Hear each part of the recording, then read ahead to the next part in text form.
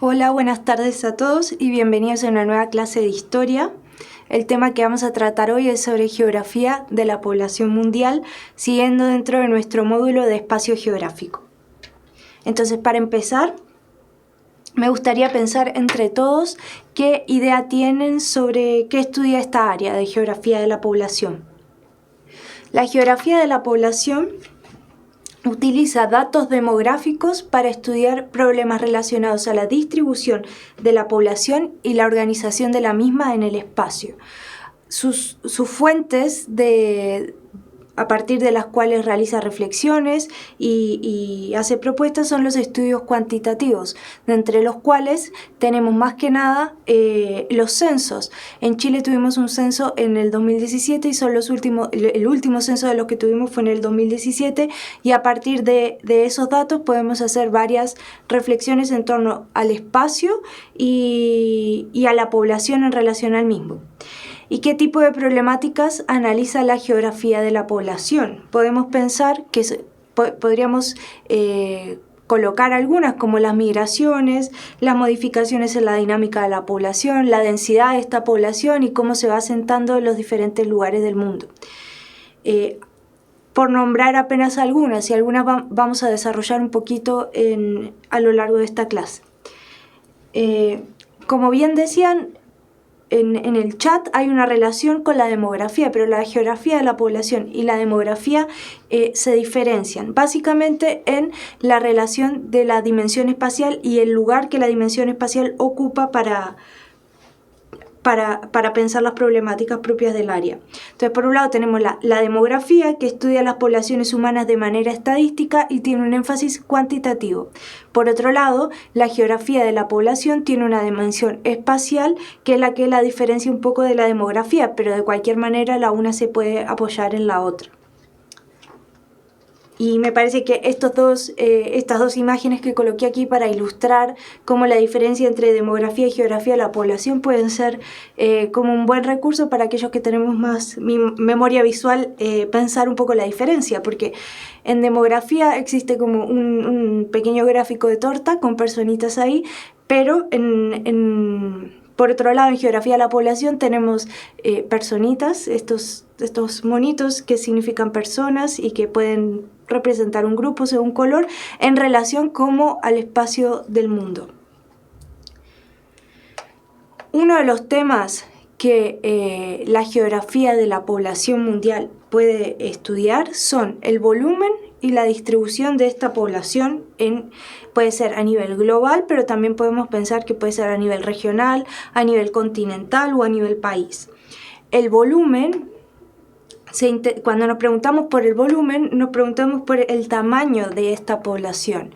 ¿Cuánta cantidad de personas tiene determinada población, delimitada previamente a partir de algunos criterios? Y por otro lado, cuando nos preguntamos la distribución, nos preguntamos cómo se asienta esta población. Y en este punto podríamos hacer un vínculo con lo que conversamos la clase anterior, que era sobre proceso de urbanización, porque esta geografía de la población nos ayudaría a pensar como la distribución de personas entre el espacio rural y el espacio urbano. También nos podría ayudar a pensar cuánta población tiene cada país, cuánta población tiene cada región, como mencioné anteriormente. Y ahora, solo para tener un dato, para tener en mente a lo largo de toda esta clase, a partir de este cuadro de Naciones Unidas, tenemos datos cuantitativos sobre la población mundial. Entonces, para 1990, la ONU indica que existían 5.300 millones de personas en el mundo. Para 2015, 7.300 millones de personas. Para 2030, y esto es una estimación, son 8.500 millones de personas que se espera que haya a nivel global. Para 2050 son 9.700 millones de personas, y para 2100, dentro de 80 años, la estimación es que seamos 11.200 millones de personas. Esto podemos pensar a partir de esta tabla, es que la población mundial viene creciendo de manera constante y la proyección es que siga haciéndolo a lo largo de del siglo en el que nos encontramos. Pero esto es algo bien importante que tenemos que tener en cuenta, porque la población mundial, y este es otro de los temas que estudia la geografía de la población, como los temas del crecimiento de la población, tiene un salto, y que ese salto es acelerado en cuanto al crecimiento de la población desde la revolución industrial. Pero para esto volveremos un poquito más adelante. Pero la tendencia, y quería dejar esto bien claro, es que la población aumente, vaya en aumento, aunque no en todas las regiones podemos observar el mismo aumento ni la misma proporción. Y ahora me pregunto, para pensar entre todos y pedir su participación, pensemos en conjunto si la distribución de la población en el mundo es homogénea. Y ahí ya hay algunas pistas en el chat que estaban diciendo que la densidad es mayor en la ciudad que en el campo. Eso también puede hablar como de heterogeneidad de la distribución. En qué lugares podemos pensar que existe más concentración de población y en qué lugares hay menos concentración de población. Parece que la respuesta, todos tendemos a pensar de que no es homogénea, y ahora vamos a ver un mapa donde vamos a poder reflexionar eso de manera más gráfica. Otra pregunta para pensar entre todos: ¿por qué motivos la distribución de la población es heterogénea? ¿Qué motivos pueden hacer que la población se asiente con distinta densidad alrededor del mundo o de los países? Tenemos varios motivos para ello. Por ejemplo, uno de ellos podría ser el acceso a los recursos naturales. Entonces, no es lo mismo, las poblaciones necesitan agua, ¿no? Entonces vemos a lo largo de la historia vemos una concentración de las personas en torno al acceso a los recursos hídricos. Entonces vemos poblaciones y ciudades que se asientan en los ríos o en las costas, que como dijo un compañero ahí, en el desierto hay menos densidad de población. Podríamos pensar de que el acceso a los recursos naturales en el desierto no es lo mismo que en otros espacios, como lugares que tienen cerca un río para poder abastecerse de agua. Y eso es una tendencia que vemos a lo largo de toda la historia, como los asentamientos humanos que se vinculan con esta disponibilidad de recursos naturales necesarios para la vida. Otro motivo son motivos políticos, entre los cuales podemos encontrar conflictos y guerras, como mencionan en el chat también, que hacen que las personas se tengan que ubicar en determinadas partes del mundo o en otras. El relieve: no es lo mismo un asentamiento humano en una montaña que en una planicie. El clima también, como mencionaban en el chat, es un factor que condiciona el asentamiento de la población. Los motivos económicos: no es lo mismo estar en un espacio que tiene poco acceso a recursos naturales ni a las posibilidades del ejercicio de la agricultura, por ejemplo, que estar en otros. Y también tenemos motivos históricos, porque pensemos, por ejemplo, en la ciudad de Jerusalén, por poner un ejemplo más paradigmático. Existen motivos históricos que hacen que determinadas personas se encuentren ahí y no en otros lugares. La idea de la capital y como la tradición que tiene la capital, y eso lleva a que tenga el acceso a determinados recursos, también puede pensarse como un motivo histórico para la distribución de la población sobre un determinado espacio. Y aquí podemos ver en este mapa como gráficamente cómo se distribuye la población mundial. Entonces tenemos que en los lugares que tenemos más rojo, tenemos mayor densidad de habitantes por kilómetro cuadrado. Por otro lado, donde está más naranja hay una menor densidad, y así sucesivamente. Podemos observar que las zonas que aparecen con un rojo más fuerte en el mapa son las zonas de China y la India, que aproximadamente China concentra el 19% de la población mundial, mientras la India concentra el 17%. También tenemos una mayor densidad poblacional en Europa, porque igual vemos que hay mucha gente, pero el territorio es menor en comparación con otros países, con otras regiones del mundo. Tenemos que hay una gran concentración poblacional en en la costa este de Estados Unidos, que eso lo podemos vincular con algo que vimos en la clase pasada, por ejemplo, la idea de megalópolis, que la podemos encontrar en esta zona de aquí, donde pudimos ver la clase pasada que ahí se encontraba la megalópolis que formaban entre Boston y Washington y concentra una gran densidad poblacional. También vemos que en Brasil, en Sudamérica, por poner otro ejemplo, en la zona de San Pablo y Río de Janeiro, que también vimos como áreas urbanas de gran concentración, y al norte de África es interesante también cómo se concentra la población en torno al Mediterráneo. Y podemos pensar también, en relación a lo anterior, que el acceso a los recursos naturales es un factor que condiciona el asentamiento de la población en esta zona del mundo. Por otro lado, y si pasamos como a un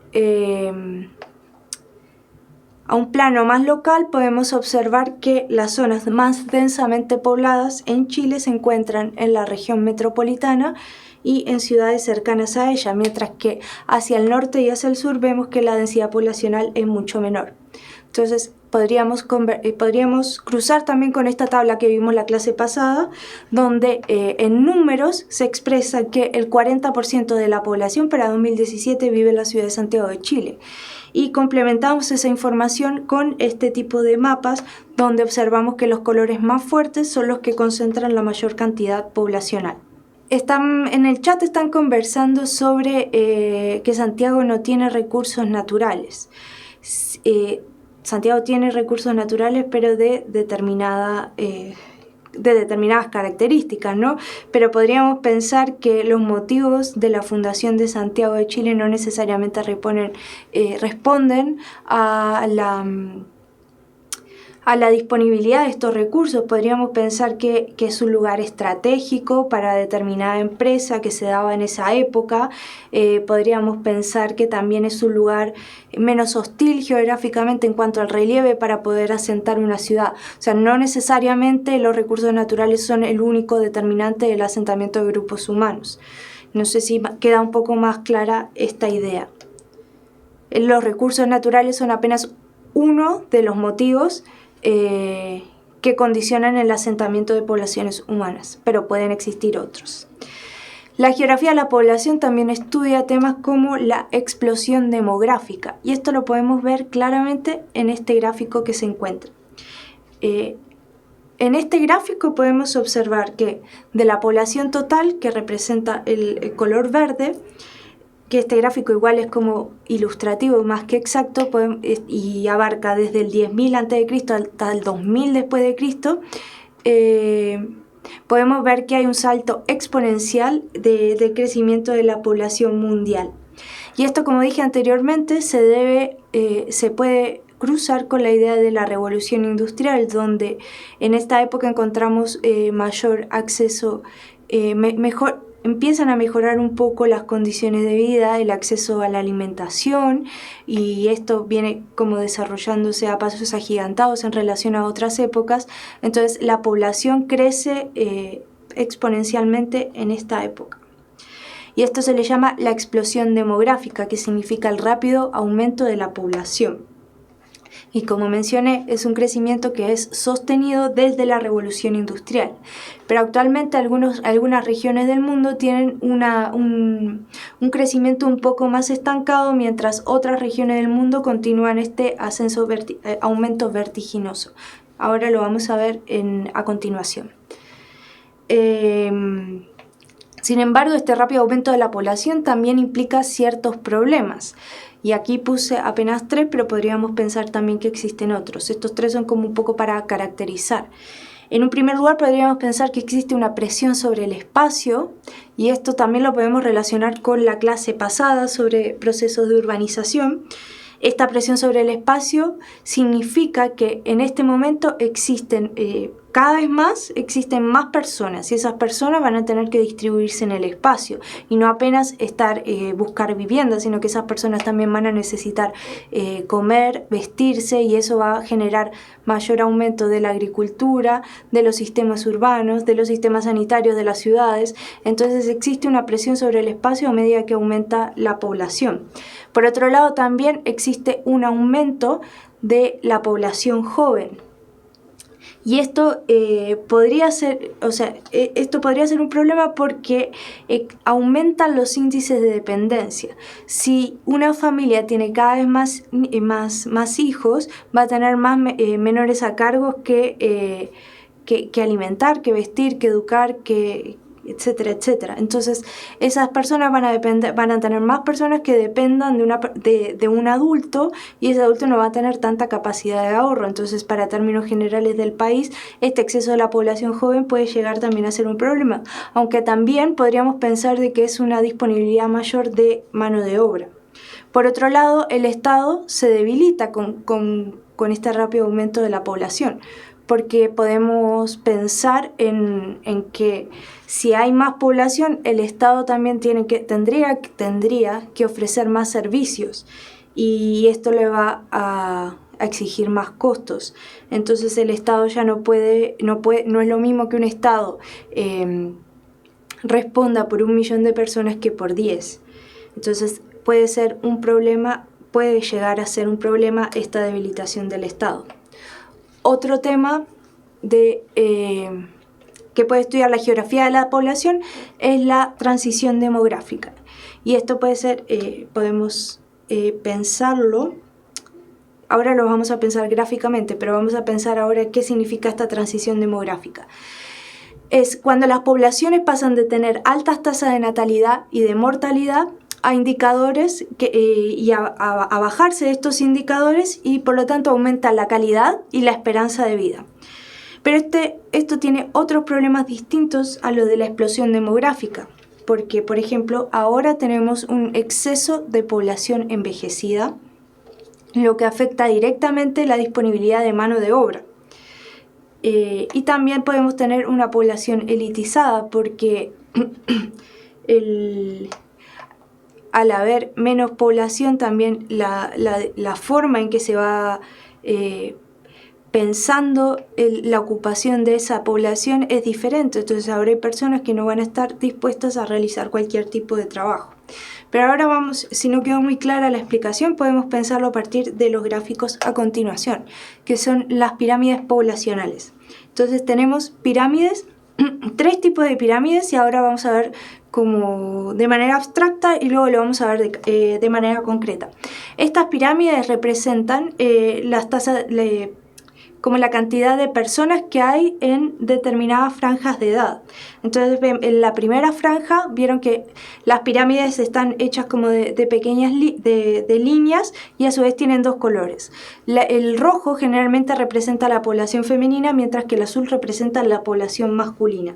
Y cada franja que podemos observar, que ahora vamos a ver con mayor detalle en el caso más concreto a continuación, representa una franja de edad.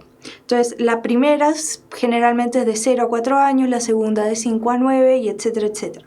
Entonces, tenemos 3 tipos de pirámides en el que podemos ver cómo se da esta transición demográfica.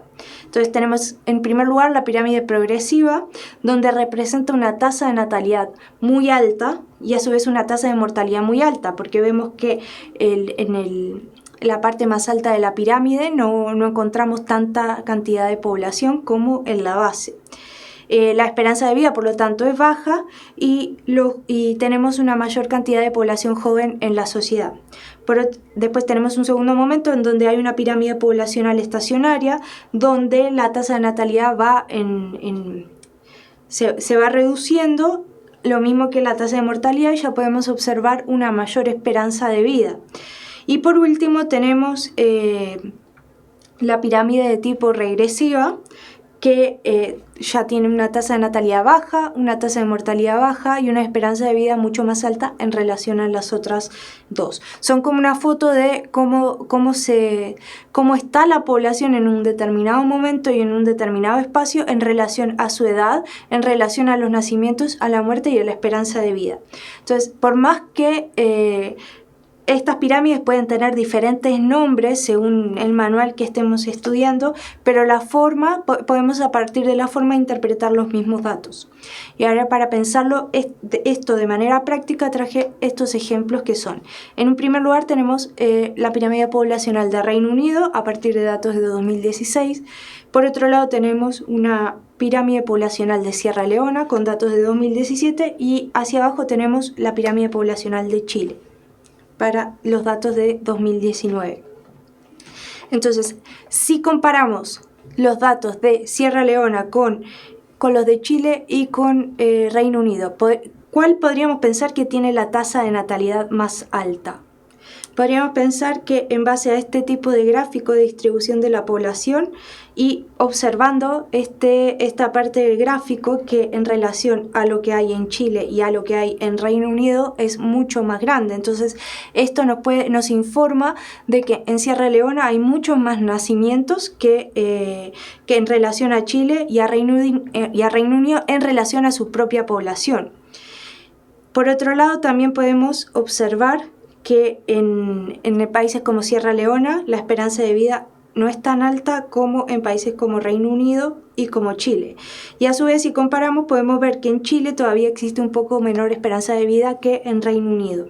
Y aquí, para seguir con otros ejemplos, para que quede más clara esta idea, podemos observar cómo es la transición demográfica de Chile en los últimos 60 años. Entonces tenemos que para 1960 observamos, al igual que en la gráfica anterior de Sierra Leona, podemos observar que en Chile existe una tasa de natalidad muy altas que se han ido reduciendo a lo largo de los años, tanto que en 2017 podemos observar que llega hasta más o menos la mitad. Y también lo que podemos observar, es que se ha aumentado importantemente la esperanza de vida, y esto lo podemos como ver gráficamente aquí, donde observamos que hay mayor cantidad de población que llega hacia los puntos más altos de las pirámides. Y lo de la tasa de natalidad lo podemos observar aquí, donde en 1960 tenemos una franja mucho más larga que en relación a 2017. Otro de los temas que podemos abordar a partir de la geografía de la población es el tema de las migraciones en el mundo. Y la idea de migración significa el desplazamiento geográfico de individuos o grupos, generalmente por causas económicas o sociales, o puede ser económicas y sociales, y también políticas. Esta es la definición de la Real Academia Española.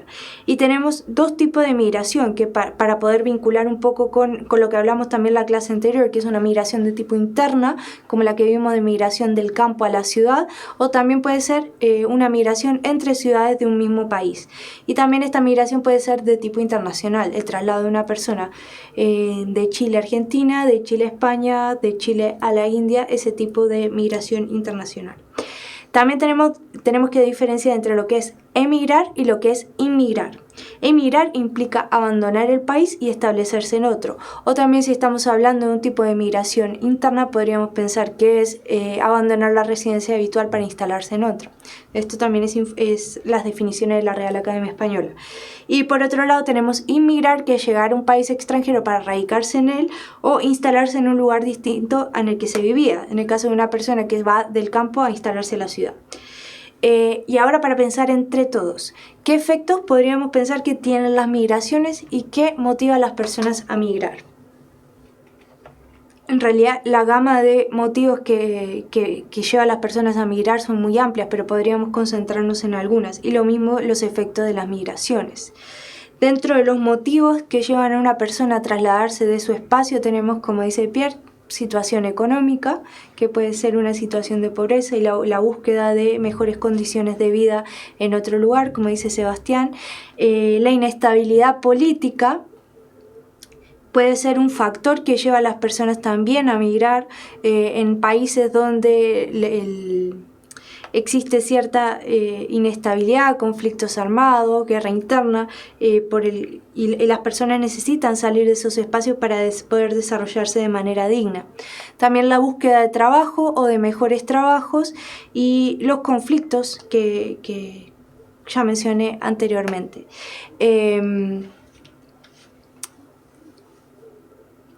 Estoy leyendo un poco sus comentarios, pero también puede ser como el tema de búsqueda de nuevas oportunidades a nivel cultural, puede ser por motivos educativos que se puede llegar a migrar, aunque también si vemos de manera global este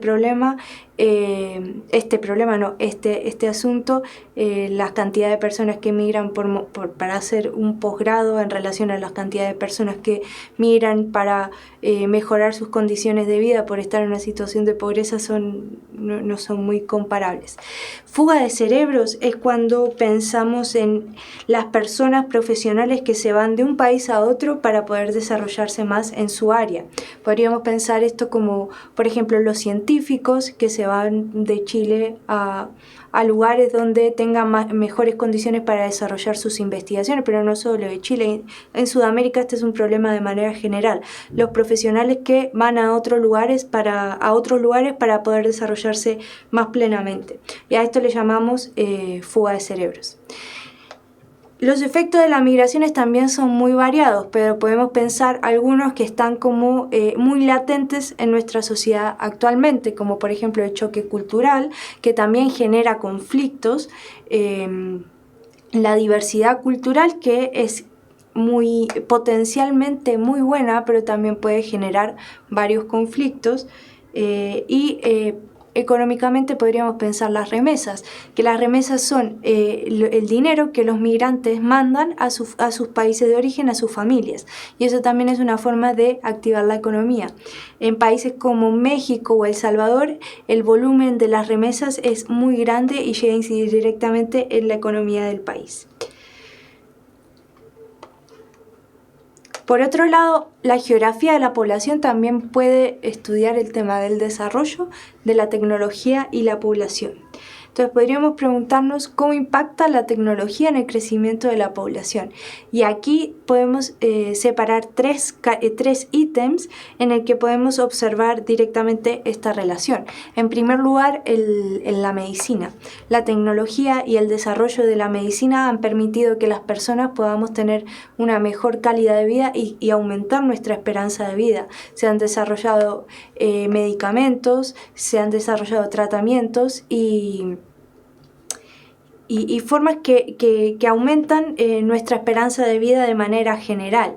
Los cultivos y fertilizantes también se han desarrollado de manera importante y ahora no estamos a la merced de una plaga para poder alimentarnos o no. Existen otra gran gama de posibilidades que permiten generar alimento para dar soporte a la vida de las personas. Y en el mismo sentido, la higiene y la alimentación son dos áreas que se han desarrollado de gran manera, porque ahora existe como más facilidad para servicios sanitarios, para poder lavarnos las manos, para poder bañarnos, que no necesariamente en todas las épocas fue así. Entonces ese tipo de desarrollos facilitan, mejoran nuestras condiciones de vida y por lo tanto aumentan nuestra esperanza de vida y aumenta la cantidad de la población que existe de manera general si lo vemos en relación a los últimos años.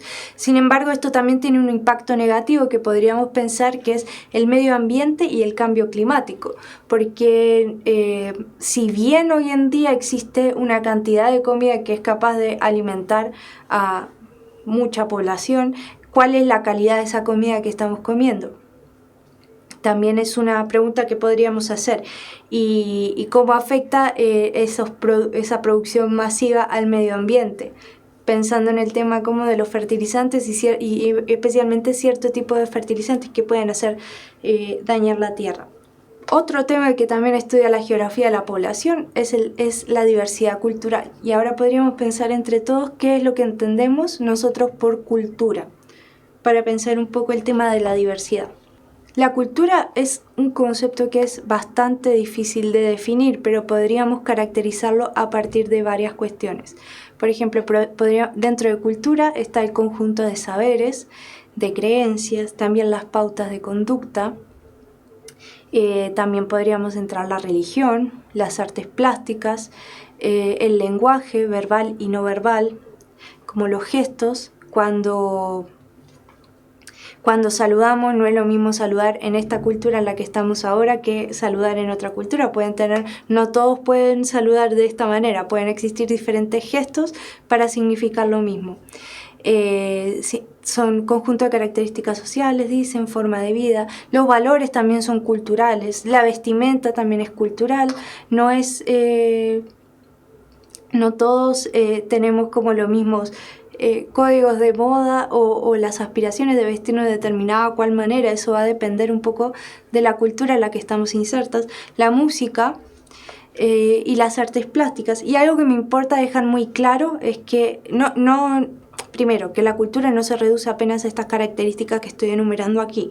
Y en segundo lugar, que todos y todas formamos parte de una cultura.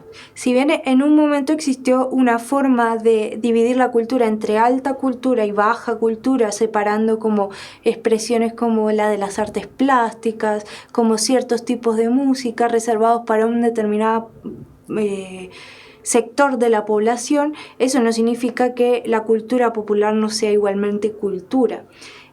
Pero en un momento sí hubo una división entre alta cultura y baja cultura, pero en este momento no podemos hablar de eso. Todos formamos parte de una cultura y todos tenemos cultura. Entonces la idea de inculto es una idea que podemos cuestionar entre todos cada vez que la escuchamos, porque todos formamos parte de un grupo social que comparte ciertos valores, compartimos ciertos códigos, cierta forma de expresarnos, cierta forma de vestirnos, cierta espiritualidad. La comida que comemos es cultura también, porque las formas de preparar ese tipo de comida responden a patrones culturales, a gustos también culturales. Entonces, de ninguna manera podemos decir que alguien no tiene cultura. Somos todos personas que nos insertamos de alguna u otra manera en una cultura. Y a partir de la geografía de la población también podríamos pensar en cómo se expresa esa diversidad cultural. Por ejemplo, una de las herramientas, una de las características que podemos observar es a partir de la lengua. Entonces, en este mapa podemos observar cómo se distribuye las lenguas en el mundo. Entonces, pero de una manera muy general, porque igual si hacemos como un zoom más grande vamos a encontrar una diversidad lingüística mucho mayor. Entonces, por pensar el caso de Sudamérica, tenemos lenguas como lenguas de origen latino, pensando en el español, el portugués y también el francés. Y hacia el norte podemos también observar la predominancia de idiomas anglosajones como el inglés.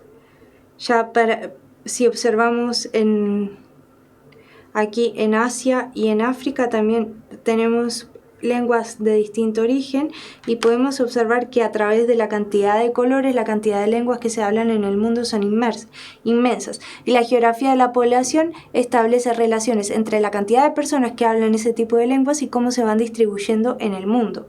Pero sin embargo, como mencioné anteriormente, tenemos que hacer la salvedad de que este mapa es muy general. Podríamos hacer como un zoom más grande al incluir, por ejemplo, en Chile las lenguas indígenas, como vamos a ver a continuación, por ejemplo. En este mapa, que también es un poco general, pero podemos observar que a pesar de que el idioma oficial de Chile sea el español, podemos también encontrar la presencia de diferentes lenguas, que también nos van a dar cuenta de la diversidad cultural que existe en el país. Entonces podemos encontrar el quechua, que es una lengua que se encuentra todavía, existen hablantes de quechua, pero que se encuentra en riesgo, que es a diferencia de lenguas como las que se hablan, las del sur, como el choro, que según este mapa es un lenguaje que se encuentra extinto, o también la lengua de los Selknam es una lengua que se encuentra extinta.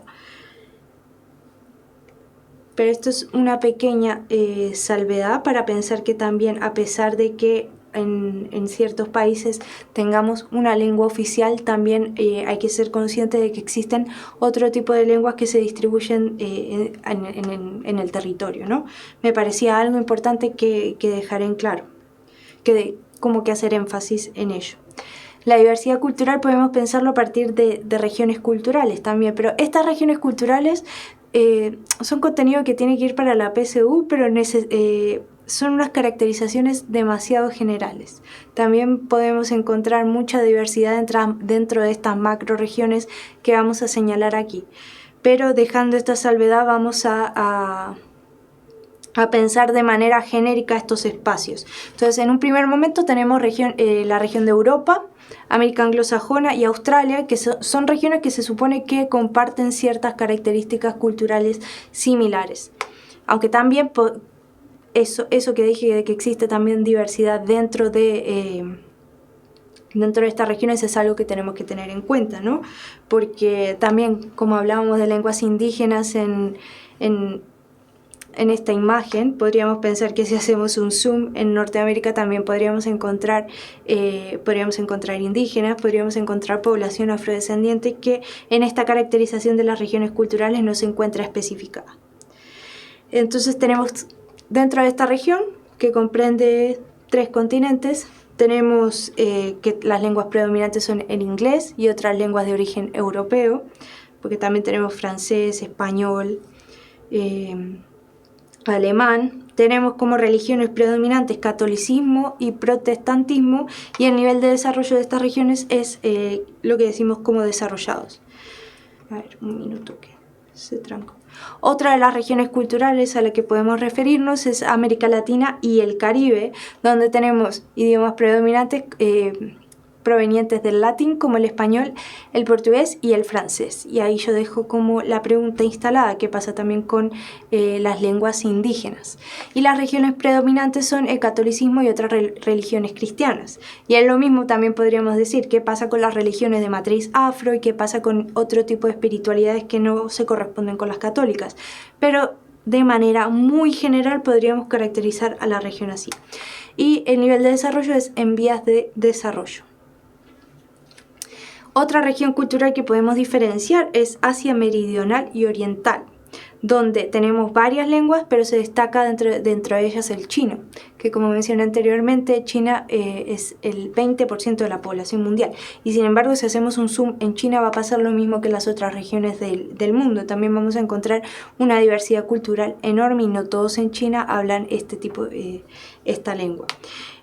También hay múltiples religiones, pero se destaca entre ellas el hinduismo y el budismo, y son países que están en vías de desarrollo también. Otra región cultural que hay preguntas si México es parte de América anglosajona. En realidad no es parte de América anglosajona. México se encuentra dentro de la región de América Latina y el Caribe. Otra región que podemos mencionar es la de África subsahariana, donde entendemos múltiples lenguas, entre las que se destaca el Swahili, Hausa, Yoruba, y también hay que llamar la atención a que muchos africanos son bilingües, dominando también alguna lengua de origen europeo, y podríamos encontrar la causa de esto como en el proceso de colonización de África, que es bastante reciente su fin y podríamos decir que de alguna manera se mantiene hasta el día de hoy. También existen múltiples religiones, pero entre las que podemos destacar el cristianismo y el islam, y es una región que se encuentra en vías de desarrollo. Por último tenemos la región del norte de África, Medio Oriente, Golfo Pérsico y Asia Central, donde las lenguas predominantes son el árabe, el persa o farsi y el turco, y las regiones predominantes son el islam, el zoroastrismo, judaísmo y cristianismo. También es una región que se encuentra en vías de desarrollo. Y ahora, para terminar la clase de hoy, podríamos hacer unos ejercicios en base a los contenidos que hemos venido discutiendo y para reafirmarlos un poco más. Así que voy a leer la pregunta y mientras vayan pensando cuál puede ser la respuesta, y siéntanse libres de ir aportando en el chat para tener en cuenta y resolverlo todos de manera colectiva. Leo entonces. La ONU estima que la población mundial llegará a 9.000 millones en 2050 sobre la explosión demográfica. ¿Es correcto afirmar que 1. Genera presión sobre el espacio geográfico, produciendo puntos críticos en poblaciones que no obtienen los elementos mínimos necesarios para su vida.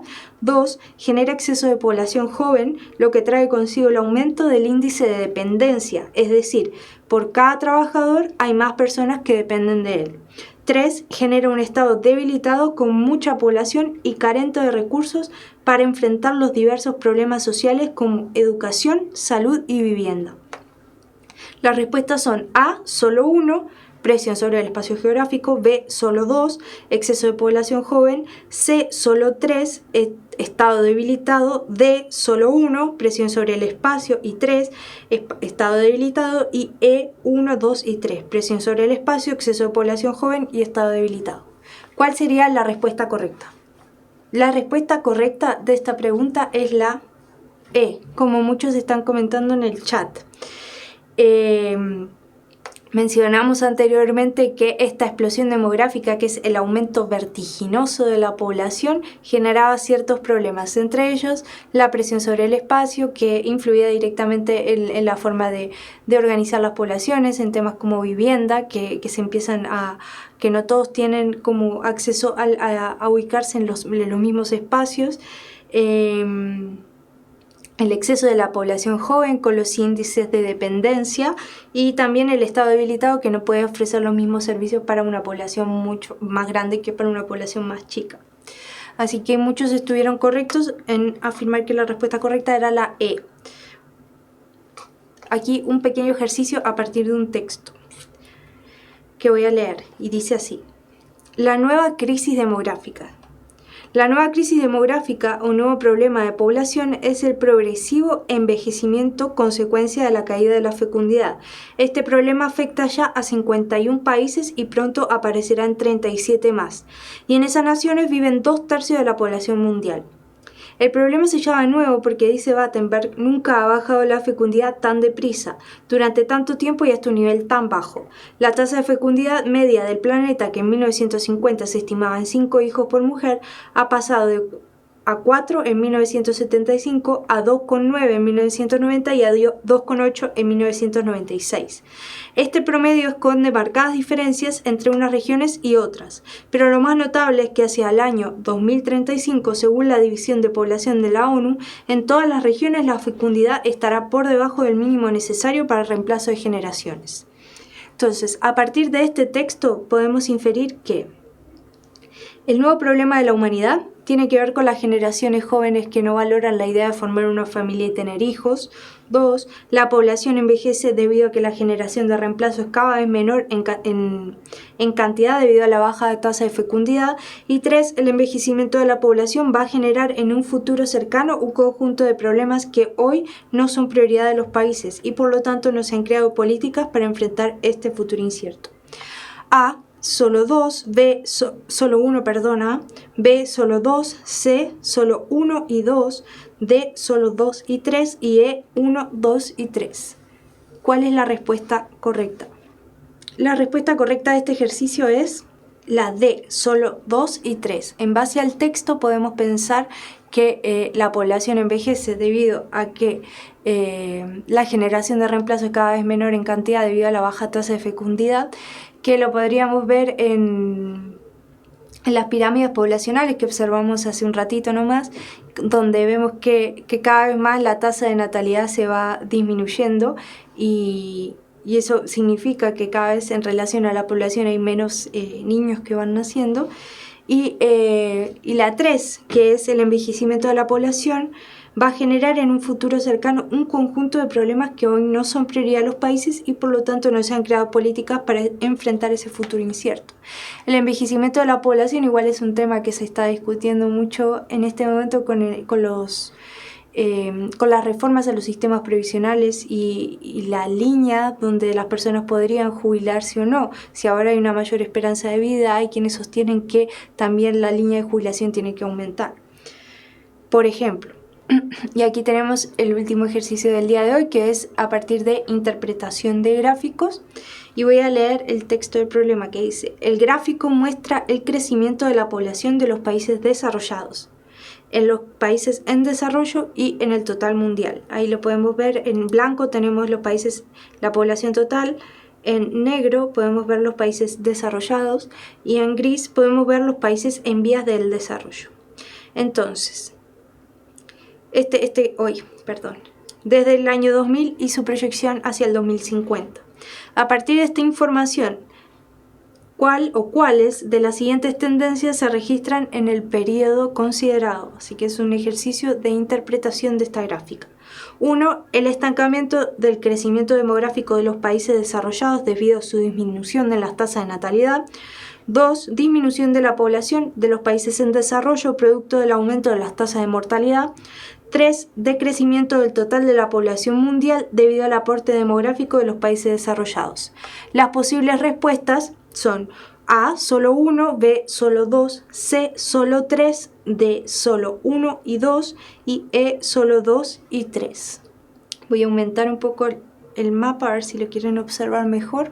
Donde tenemos que las barras blancas son la población total a nivel mundial, la negra los países desarrollados y la gris son los países en desarrollo.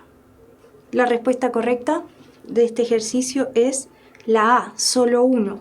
A partir de este gráfico podemos observar en relación con las afirmaciones que plantea el ejercicio. La única correcta es que los países desarrollados se mantienen como estancados en relación a su crecimiento, porque la disminución de los países en desarrollo producto del aumento de la tasa de mortalidad, pero si observamos el gráfico, los países en desarrollo se encuentran constantemente al alza. Entonces esa respuesta no es correcta. Y decrecimiento del total de la población mundial debido al aporte demográfico de los países desarrollados también parece que no es correcta, porque la población mundial, según este gráfico, ha ido también al alza. Vemos que las gráficas blancas que representan, las barras blancas del gráfico que representan a la población total también han ido en aumento. Entonces, por eso las otras dos respuestas no son correctas, y la respuesta correcta a partir del ejercicio de interpretación del gráfico es la respuesta A. Y bueno, con eso llegamos al final de la clase. Espero que les haya sido útil, y la próxima clase vamos a estar trabajando todavía sobre el módulo de espacio geográfico con el tema de la población y el mundo globalizado. Espero que tengan una buena semana y buenos estudios. Chao, chao.